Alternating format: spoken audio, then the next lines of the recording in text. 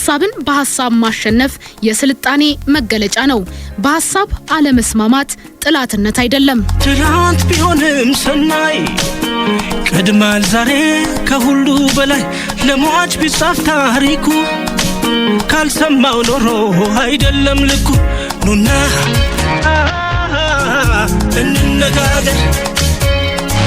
ሐሳብን በጠቀሜታው ሚዛን ብቻ የማያሳይ የሀገርና የሕዝብን ደህንነት ያላስቀደመ የኔ ሐሳብ ብቻ ነው ትክክል ከሚለው ስሁት አካሄድ እንታረም። እኛ ያምርምና ፎድን ከከርተይ ጠላታ ይስማ ሁሌ ስንኳደስ ረቂትን ታገስ ይንተላለፍ።